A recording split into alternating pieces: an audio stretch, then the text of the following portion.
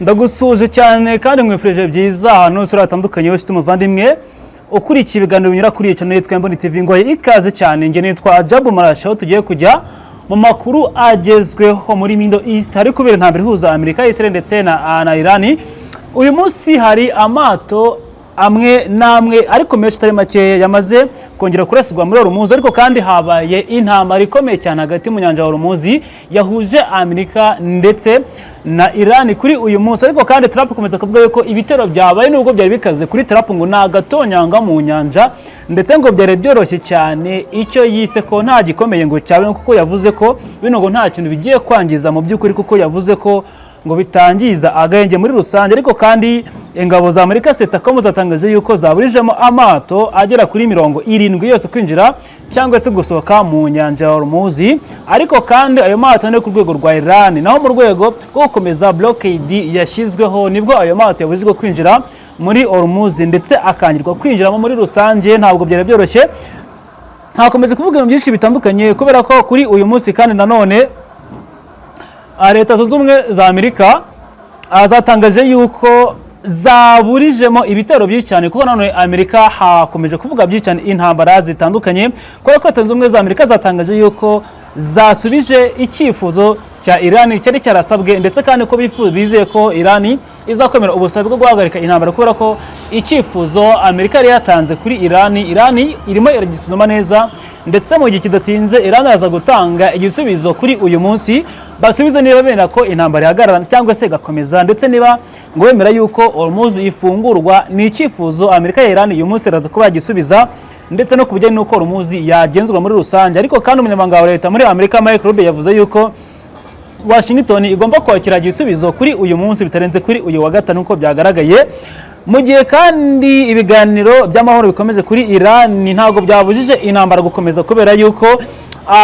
Iran yatangaje yuko yafashe ubwato, aho ubwato bwari butwaye peteroli mu nyanja ya Oman. Ariko kandi ibingibi byatumye abo ibintu bikomeye cyane, kubera ko ayo mato yoherejwe guca mu nkombe z'amajyepfo y'igihugu aho kugira ngo ace muri Hormuz nk'uko byari bisanzwe. Kandi nyuma yaho mu ijoro ryakeye nanone habaye intambara ikomeye hagati y'ibihugu byombi, kubera yuko muri rusange muri iri joro ryakeye imirwano yakomeje mu mazi. Habaye intambara yari ikomeye cyane hagati ya Amerika ndetse na Iran mu nyanja cyangwa se muri umuna wa Strait of Hormuz, aho Amerika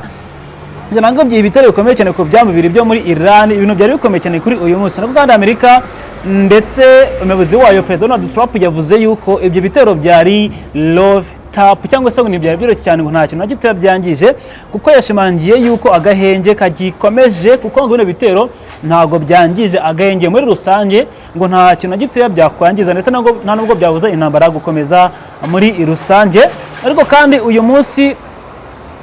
umunyamabanga mukuru cyangwa se n'abanyamakuru muri rusange abo muri iyi ntara ya Taipei batangaje yuko muri aya masaha 12 gusa ashize yonyine ibikorwa bya gisirikare muri Israel byakomeje ko byinshi cyane, ndetse bikaba bibi cyane, kubera yuko muri rusange mu majyepfo ya Liban ibikorwa bya Israel byakomerekeje abantu benshi cyane, ndetse ibitero byo mu kirere byari byinshi kuri aka kanya muri rusange, kubera yuko hakoreshejwe mu kurasa ndetse no muri satellite zitandukanye, aho ibintu byangiritse cyane, ndetse abantu benshi barakomereka, abandi benshi barahunga, ndetse ubutabazi buri kuba bwakwifuzwa muri anga muri Liban.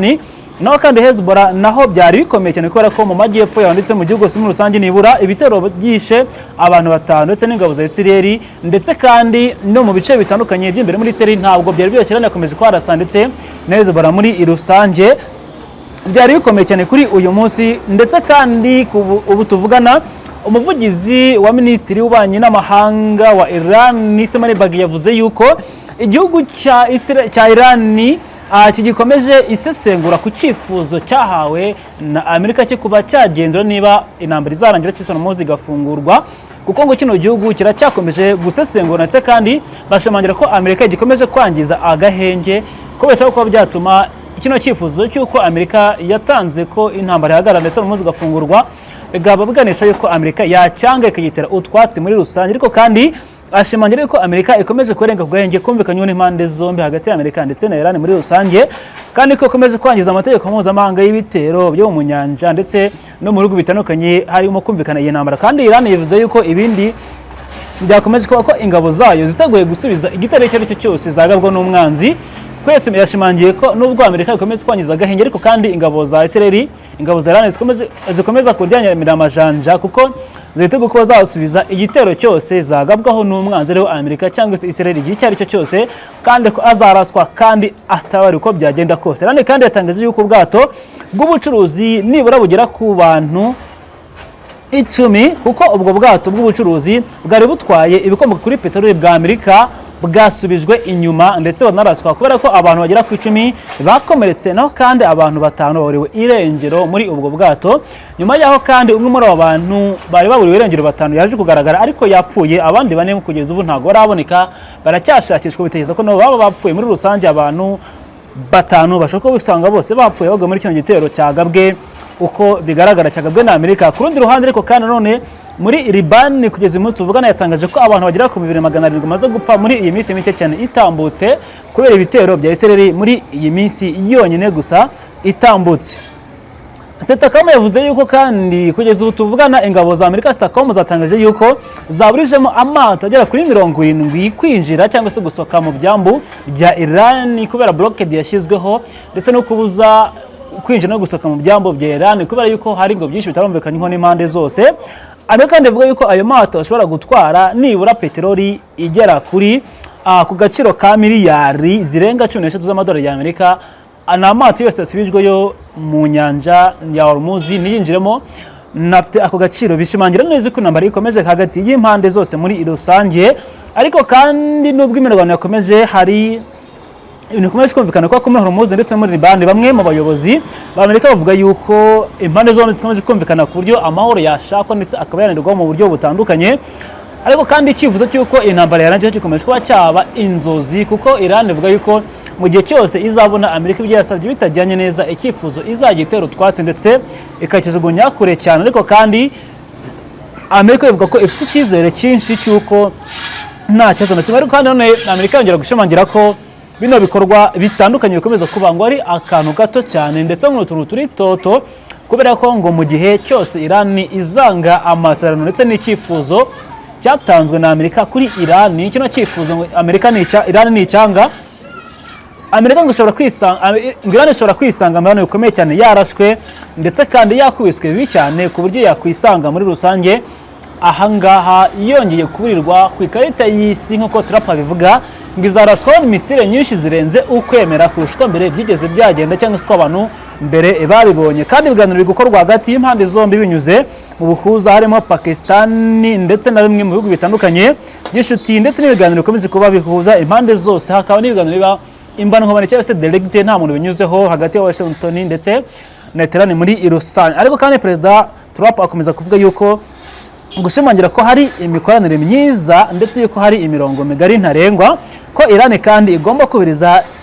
agahenge ndetse n'amasezerano yumvikanyeho mbere yuko amahoro agerwaho ndetse yuko asinywa. Trump avuga yuko Iran igomba kubanza ikubaha icyifuzo cyose yasabwe na Iran. Al Jazeera ndetse yuko muri rusange hari gutegurwa ibintu bitandukanye cyane mu gihe Iran gikomeje kugenzura ubusabe bwa Amerika kuri uyu muhora wa Hormuz n'uburyo intambara yarangira ngo hari byinshi byakomeje kuba byagenzurwa muri rusange. Kuri uyu munsi ntabwo byari byoroshye kuko ni umunsi wabaye mubi cyane kandi ari ijoro rirerire cyane ku bantu batandukanye muri rusange kubera ko byari bikomeye cyane muri rusange kuko iyi ntambara yabaye muri ijoro cyane cyane muri Hormuz aho barasanye ku mbane zose ari Amerika ndetse na Iran barasanye cyane biba ibintu bibi cyane kandi idashimishije ku mpande zose byari bibi cyane kandi ubona ko bidashimishije n'akana gatoya. Niyo mpamvu rero bavuze bati ahari iyo Hormuz niyo ipfundo nyamukuru kuko niho barasaniye niho byabereye aho Iran na Amerika bakomeje kurwanira umusubirizo ntabwo byari byoroshye. Trump we yavuze ko ibintu bikorwa byabaye byo kurasana ku mpande zose ari akantu gato cyane gusa yizeza ko Iran igomba kwemera amasezerano yahawe n'icyifuzo cya Trump ndetse na Amerika kugira ngo intambara irangire muri rusange. Mu gihe Iran itarasubiza, Trump avuga yuko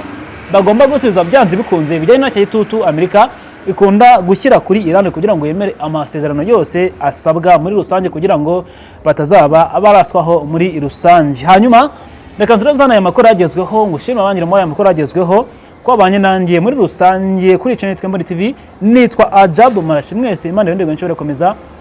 Jabless. Imboni TV, imboni ya rubanda.